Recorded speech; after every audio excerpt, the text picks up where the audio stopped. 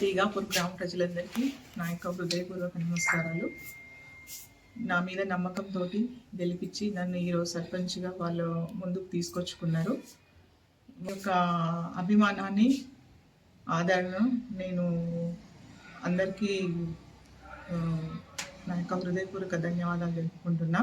అట్లాగే వాళ్ళు అడిగిన పనులు, గ్రామంలో చేపట్టవలసిన పనులన్నీ కూడా దగ్గరుండి నేను అన్ని పనులు వాళ్ళకు చేస్తానని హామీ ఇచ్చాను. రోడ్లు కానీ, సీసీ రోడ్లు కానీ, లైటింగ్ కానీ, వాటర్ కానీ, గుడి కానీ, బడిలో పిల్లలు తక్కువ ఉన్నారు స్కూల్లో, వాళ్ళది కూడా ప్రతి ఒక్కటి కూడా దగ్గరుండి వాళ్ళ మధ్యలోనే ఉండి, డ్రైనేజ్ సమస్య కూడా ప్రతిది కూడా దగ్గరుండి చూసుకుంటానని వాళ్ళకు హామీ ఇచ్చిన.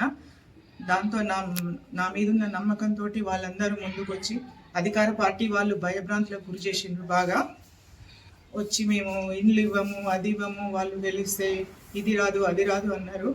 అయినా కూడా గ్రామ ప్రజలందరూ కూడా నా మీద ఒక నమ్మకంతో నన్ను సర్పంచ్గా గెలిపించి ముందుకు నిలబెట్టిండ్రు. అందరికీ నా యొక్క ధన్యవాదాలు. తీగాపూర్ గ్రామం కొత్తూరు మండలం షాద్నగర్ రంగారెడ్డి. అయితే ఈ మధ్యకాలంలో జరిగినటువంటి ఎన్నికల్లో మా వైఫ్ జయప్రదను నిలబెట్టడం జరిగింది.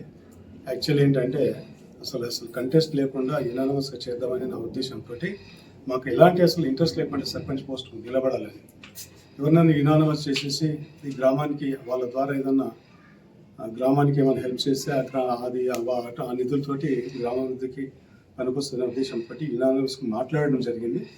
ఆ క్యాండిడేట్ కూడా రెడీ అయిపోయాడు. ఆయన ఒక ₹1 కోటి ఆస్తి మా ఊరికి ఇస్తాడు.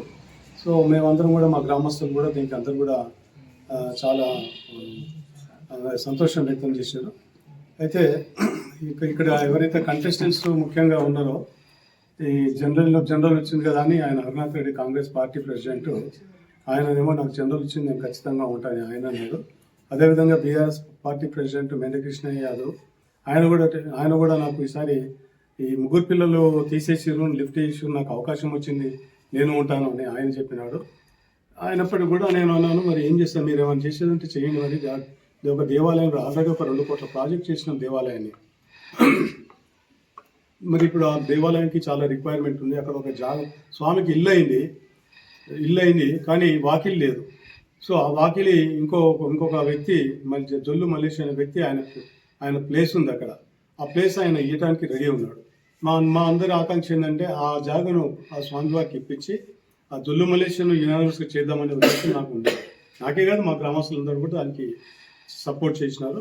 చేద్దామని చాలా ఆకాంక్ష ఉండే మాకు. అయితే వీళ్ళిద్దరు క్యాండిడేట్స్ నేను ఉంటాను వాళ్ళు ఇంకా ఒప్పుకోలేదు. సస్యమే అనేసి నేను కంటెస్ట్ చేస్తామని వాళ్ళు చెప్పినారు. అప్పుడే మేము వెళ్ళొచ్చినాం, వాళ్ళు వినట్లేదు కదా అని. నేను వచ్చేసి అప్పుడు మా మేడం జనరల్ ఉంది కదా, మరి మీకే జనరల్ కాదు కదా, నాకు కూడా జనరల్ ఉంది కానీ మా మేడం రెడీ చేసినాం. ఊరోళ్ళందరూ కూడా మేడం పెట్టి గెలిపిద్దాం సార్, మేడంని ఉంచేద్దామంట అన్నారు వాళ్ళు.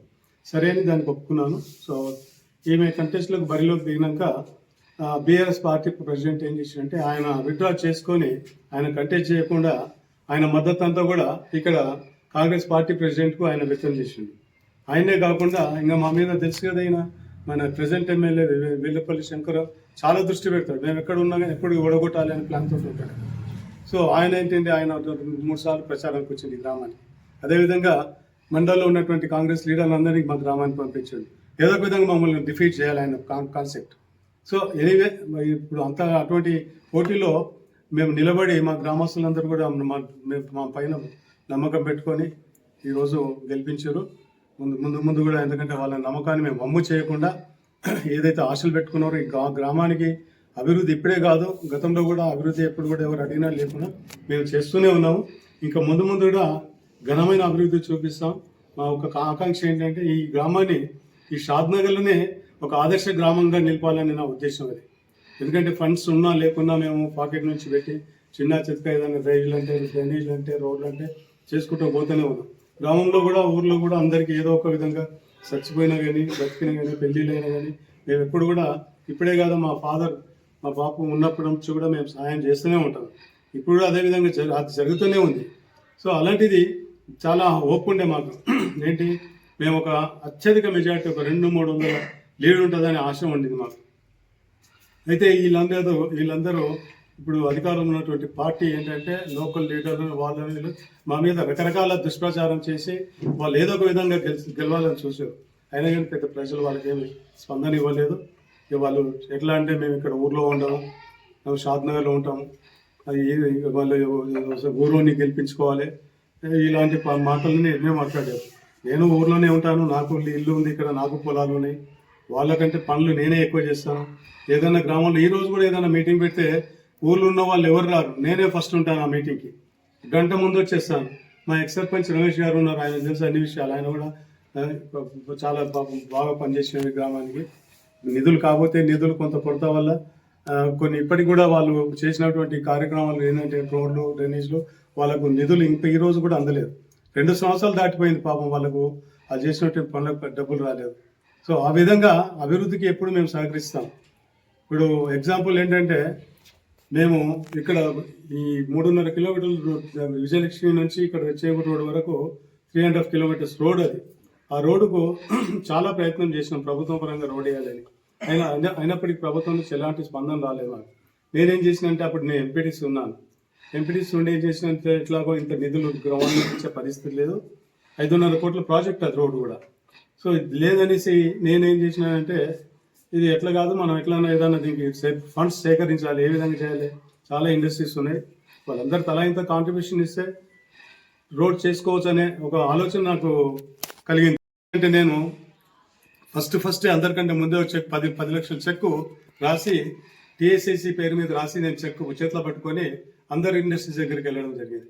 మీరు ఎందుకు ఇవ్వాలి, ఎందుకు చేయరు మీకు రోడ్డు, ఎందుకంటే మీ వెహికల్స్ రాకపోకలు నడిపేయడం వల్లనే మా రోడ్డు అంతా ఖరాబ్ అయిపోయింది. ఈ రోడ్డు చెయ్యాలి, ఖచ్చితంగా చెయ్యాలి అనే ఉద్దేశంతో అన్ని ఫ్యాక్టరీల్లో పోవడం జరిగింది. సో ఆ విధంగా కూడా అట్లా కూడా మా ఊర్లో ఈ పెద్ద మనిషి ఇప్పుడు ఇదే వ్యక్తులు ఇప్పుడు మా మీద పోటీ చేసినటువంటి వ్యక్తులు ఆ ఫండ్స్ కూడా ఇవ్వకుండా వాళ్ళకి ఫోన్లు చేసి చెప్పడం జరిగింది. ఏంటంటే డబ్బులు ఇవ్వద్దు, అది గవర్నమెంట్ శాంక్షన్ అయింది, అది గవర్నమెంట్ చేస్తుంది, మీరు ఎందుకు ఇస్తారని వాళ్ళని కూడా ఆ విధంగా డైవర్ట్ చేయడానికి చాలా ప్రయత్నం చేస్తుంది. అయినా నేను ఎక్కడ వదలలేని వాళ్ళు ఇండస్ట్రీస్ అందరిని కూడా పట్టుకున్నాను. అందరి దగ్గర డబ్బు సేకరించి దాదాపు 2.5 crores తీసుకెళ్ళి కలెక్ట్ చేసి చెక్ రూపేనా కలెక్ట్ చేసి దాన్ని అంతా అమౌంట్ తీసుకుపోయి టీఎస్ఐసికి జమ చేసినాం. అప్పుడు టీఎస్ఐసి వాళ్ళు ఇంకా దానికి అదనంగా 2.5 కోట్లు మళ్ళీ వాళ్ళు దానికి జోడించి ఈ రోడ్ శాంక్షన్ చేయడం జరిగింది. సో అభివృద్ధికి ఎప్పుడు కూడా మేము పాటుపడుతూనే ఉంటాం. అప్పుడు ఆ రోడ్డు నిజంగా చెప్పాలంటే ఆ పీరియడ్ కరోనా పీరియడ్ అందరూ కూడా మాస్కులు పెట్టుకొని, గ్లౌజెస్ పెట్టుకొని, ఇళ్లలో తలుపులు పెట్టుకున్న రోజుల్లో 1 సంవత్సరం పోరాటం చేసిన ఈ రోడ్డు గురించి నేను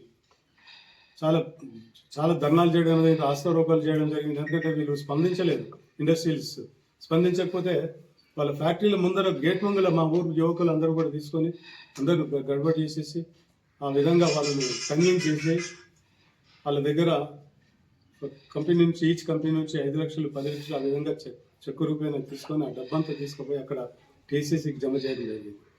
ఆ విధంగా గ్రామాభివృద్ధికి మేము పనిచేసినటువంటి వ్యక్తులు మేము. సో అదేవిధంగా మా ఊర్లో ఒక రామాలయం సంకల్పంతో మా గ్రామస్తులందరూ కూడా ఒక చిన్న టెంపుల్ ఉండేది ఇదివరకు గతంలో, పాతది హనుమాన్ టెంపుల్ ఉండేది. ఆ హనుమాన్ టెంపుల్ డిస్మాంటిల్ చేసేసి దానికి శంకుస్థాపన చేయడం జరిగింది. ఆ తర్వాత నేను ఇన్వాల్వ్ అయినాను. ఇంకా దాన్ని కూడా డబ్బులు సేకరణ ఇట్లానే అందరి దగ్గర కూడా సేకరణ చేసేసి దాంట్లో కూడా మేజర్ అమౌంట్ నేను ఇవ్వడం జరిగింది. మళ్ళీ నా ద్వారా నా ఫ్రెండ్స్ అనుకోండి, మా బంధువులు అనుకోండి, అందరి దగ్గర కలిసి మళ్ళీ నేను ఇచ్చినటువంటి అమౌంట్ కాకుండా మళ్ళీ ఒక 33 లక్షల రూపాయలు నేను ఆ దేవాలయ అభివృద్ధికి సేకరించి మళ్ళీ ఆ టెంపుల్కి ఇవ్వడం జరిగింది. టెంపుల్ కూడా ఆల్మోస్ట్ నిర్మాణ స్టేజ్ దాటిపోయింది. ఇంకో కొంచెం ఒక 20-25 లక్షల వర్క్ ఉంది, ఇంకా అది కూడా కంటిన్యూ అవుతుంది. అది వరకు కంప్లీట్ చేయాలని అనుకుంటున్నాం. అయిపోతుంది దేవుని వల్ల. సో నిజంగా కూడా చెప్పాలంటే ఆ అన్ని పనులు చేసినాం మేము. ఆ శ్రీరామచంద్రుడే మమ్మల్ని ఈరోజు గెలిపించండి నేను భావిస్తున్నాం. ఇంతమంది ఎన్నో కుయుక్తులు మా మీద పన్ని ఏదో ఒక విధంగా డిఫీట్ చేయాలనే ఉద్దేశంతో వాళ్ళు చాలా చేసినారు. ఆయన శ్రీరామచంద్రుడు మమ్మల్ని రక్షించాడు. మా గెలుపుకు ఆయనే ముఖ్య కారకుడని నేను భావిస్తున్నాను. థ్యాంక్ యూ, ధన్యవాదాలు.